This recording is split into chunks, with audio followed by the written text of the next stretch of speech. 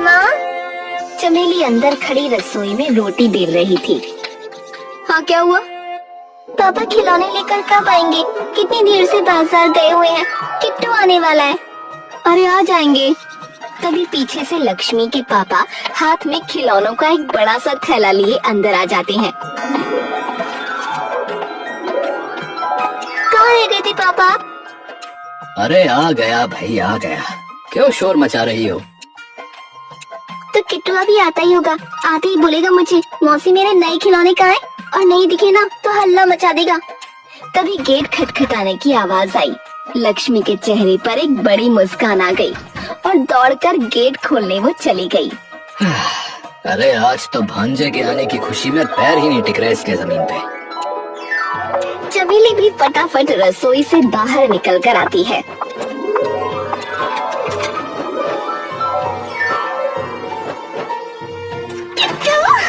मेरा बच्चा किट्टू। लक्ष्मी झपटकर सीधा किट्टू को अपनी गोद में ले लेती है। ए बुद्धू, दीजी आजी खड़े तेरे, उनसे भी तो मिल ले जरा। सीधा चिपट गई इसके। अरे हाँ, जी जी नमस्ते। दी नमस्ते। अरे कोई नहीं, तुम इसी के साथ खेल लो। सुबह से पूछ पूछ के इसने हमारे कान में दर्द कर दिया कि कब जाएंगे मौसी के पास, कब जाएंगे मौसी के पास। लो अब पहुंच गए। सही में। अरे बेटा, आप लोग अंदर तो आओ। प्रीति और अमित अंदर आकर बैठ जाते हैं। लक्ष्मी ला, इसे मुझे दे दे। और तू पानी पकड़ा अपनी दीदी जीजा जी को और फिर चाय चढ़ा दियो। माम आप बना लो ना, मुझे इसके साथ खेलने दो। वैसे भी इतने दिनों बाद आया है। अरे बाद में खेल लेना।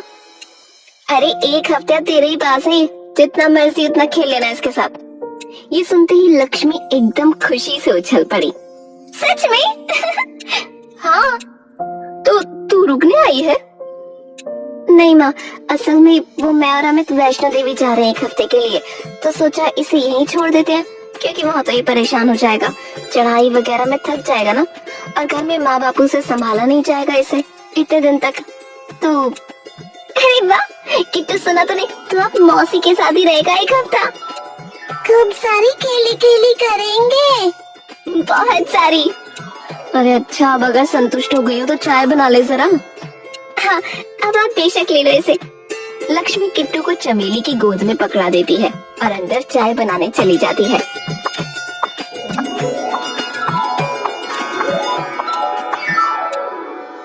बेटा, पर एकदम से कैसे बना लिया वैष्णो देवी का प्रोग्राम? अरे माँ, अमित के दोस्त है ना, वो हर साल यात्रा के लिए लेकर जाते हैं वैष्णो देवी। इस बार उन्होंने अमित से भी पूछ लिया और इन्होंने हाँ बोल दिया। और जब माता का बुलावा हो तो कैसे मना कर सकते हैं। सही बात है बेटा, बिल्कुल जाओ और माता का आशीर्वाद लेकर आओ। है दीदी, पर आपने इसे यहाँ छोड़ के बहुत बढ़िया किया। हाँ वो तो ठीक है, पर अब तेरी जिम्मेदारी है इसकी, कहीं माँ पापा के पल्ले छोड़कर निकल जाए। हाय दीदी, ऐसा क्यों बोल रही हो? अरे अब ये पूरा शैतान हो गया है, तो बहुत भगाएगा अपने पीछे तुझे। पूरा दिन पीछा नहीं छोड़ने वाला, और माँ पापा तो पूरा दिन इसके पीछे भाग नहीं सकते, तो तुझे ही ख्याल रखना पड़ेगा। अरे बेफिक्र हो जाओ, मैं पूरा ध्यान रखूंगी इसका, कुछ नहीं होने दूंगी इसे। वैसे दीदी, आप लोग निकलोगे कब? कल शाम की बस है 6 बजे की, तो 4 बजे निकल जाएंगे यहाँ से। अच्छा चलो, ध्यान से जाना, और मैं अपनी शॉल वगैरह भी रख दूं, वहाँ ज्यादा ठंड हुई तो। नहीं नहीं माँ, मैंने सब रख लिया है।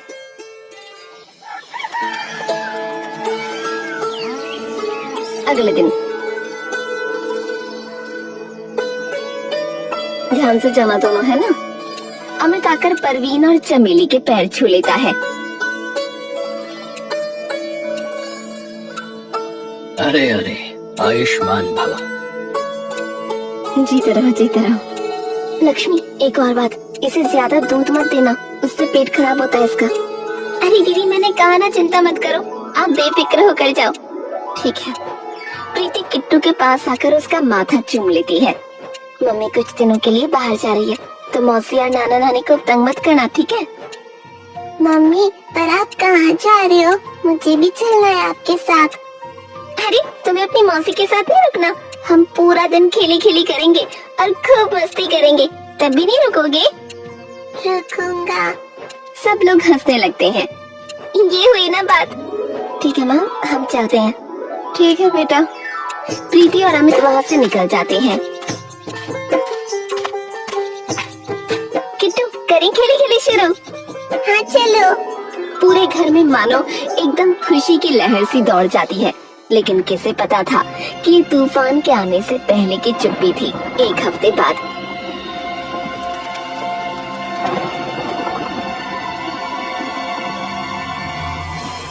किट्टू, कल तो मम्मी पापा आने वाले हैं। नहीं, मुझे मौसी के पास ही रहना है। अरे मेरा प्यारा बच्चा। अच्छा चलो, अभी सोने का वक्त हो गया है, ठीक है? चमेली और लक्ष्मी किट्टू को लेकर सीधा सोने चले जाते हैं। आधी रात ढली थी कि तभी जोर से घर का फोन बजने की आवाज आती है। इतनी रात में किसका फोन आया है? लक्ष्मी उठकर बाहर जाती है और फोन उठाती है। चमेली आराम से सो रही थी कि तभी लक्ष्मी के जोर से चिल्लाने की आवाज आती है। चमेली और परवीन एकदम से उठकर दौड़ते हुए उसके पास आते हैं और जाते ही देखते हैं कि लक्ष्मी फोन लिए जमीन पर बैठी आंखों में आंसू लिए कांप रही है। अरे लक्ष्मी, अरे क्या हुआ बेटी, क्या हुआ? रो क्यों रही हो? लक्ष्मी थोड़ी देर तक कांपती हुई बस एकटक परवीन और चमेली की ओर देखती रहती है। बेटी क्या हुआ है, बताना। लक्ष्मी कांपते हाथों से वो फोन परवीन को पकड़ा देती है। हाँ, हेलो हेलो हेलो, हम आयुष्मान अस्पताल से बात कर रहे हैं। क्या आप प्रीति अमित की फैमिली से बात कर रहे हैं? हाँ हाँ, जी जी, बोलिए, बताइए। जी सर, हमें बड़े दुख से ये बताना पड़ रहा है कि वे दोनों जिस बस से आ रहे थे उस बस का एक्सीडेंट हो गया है। तो आप हो सके तो जल्दी से जल्दी यहाँ पहुँच जाइए प्लीज। परवीन सुनते ही थरथरा जाता है। सर आप पता लिख लीजिए और जितनी जल्दी हो सके उतनी जल्दी यहाँ आ जाइए। अब हाँ हाँ, ठीक है भैया। परवीन अस्पताल का पता एक कागज पर लिखता है और खौफ भरी निगाहों से लक्ष्मी की ओर देखता है।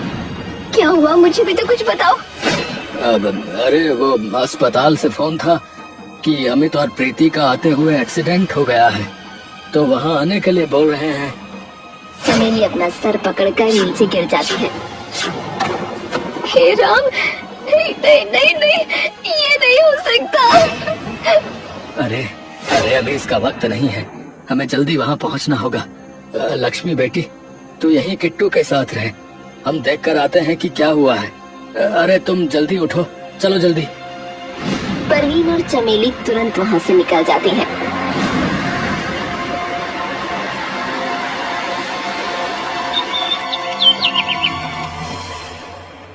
और लक्ष्मी अगले दिन तक चुपचाप बस किट्टू के पास बैठी रहती है। और तभी एक बार फिर से घर का टेलीफोन बज पड़ता है। फोन उठा लेती है। हेलो। फोन के दूसरी तरफ से परवीन की आवाज आती है। लक्ष्मी। पापा, क्या हुआ? आप कहाँ हो अभी? सब ठीक तो है ना? अरे बेटी, किट्टू को लेकर इसके घर आजा। क्या हुआ है पापा, बताओ तो सही। तू आजा बेटी, यहाँ आके बता दूंगा। लक्ष्मी फोन रखकर किट्टू को तुरंत वहाँ से लेकर सीधा उसके घर पहुँच जाती है। और जैसे ही लक्ष्मी वहाँ पहुँचकर प्रीति और अमित को देखती है, उसके हलक से कुछ देर के लिए एक शब्द तक नहीं निकलता। लक्ष्मी। लक्ष्मी की आंखों से आंसू छलक उठते हैं। माँ, ये सब कैसे हुआ? बस आते वक्त किसी खाई में गिर गई। हे भगवान। लक्ष्मी किट्टू को जोर से अपने सीने से लगा लेती है। मौसी, क्या हुआ? मम्मी पापा वहाँ क्यों लेटे हुए हैं? ये सुनते ही लक्ष्मी और चमेली और बिखर जाते हैं। लक्ष्मी, तू इसे लेके अंदर जा, इसके लिए ठीक नहीं है ये सब देखना। लक्ष्मी किट्टू को अपने सीने से चिपकाकर अंदर ले जाती है, लेकिन किट्टू एक टक बस पर लेटे अपने मम्मी पापा को देख रहा होता है।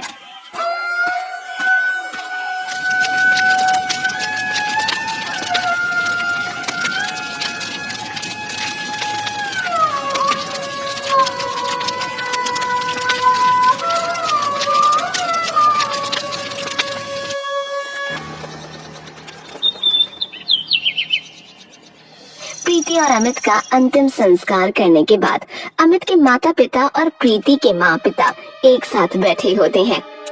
हमारी तो उम्र हो चली है और अमित के अलावा हमारी कोई औलाद भी नहीं है जो किट्टू की देखभाल करे। किसे पता था कि इतनी कम उम्र में इसे ऐसा दुख देखना पड़ जाएगा, पर अब हमें पालना ही पड़ेगा इसे, और कोई चारा तो है ही नहीं। तभी लक्ष्मी वहाँ आ जाती है। मौसा जी, मौसी जी, अगर मैं आप दोनों से एक चीज मांगूं तो दोगे? क्या बेटी? किट्टू को मुझे दे दो, मैं अपनी झोली फैलाती हूँ आपके आगे। अरे लक्ष्मी बेटी नहीं। हाँ पापा, कुछ भी हो जाए पर मैं किट्टू की जिंदगी खराब नहीं होने दूंगी। मौसा मौसी, आप मेरा भरोसा करिए, उसकी माँ जितना प्यार करूंगी उसे, और बिल्कुल उसी की तरह ध्यान रखूंगी उसका, कोई कमी नहीं आने दूंगी। बेटी, पर तेरी पढ़ाई का क्या होगा, और तेरे ब्याह में भी 100 दिक्कतें आएंगी। आएंगी तो आए माँ, मैं मर जाऊंगी पर किट्टू को अकेला नहीं छोड़ूंगी। अरे भगवान तुझे खूब लंबी उम्र दे बेटी, खूब लंबी उम्र दे।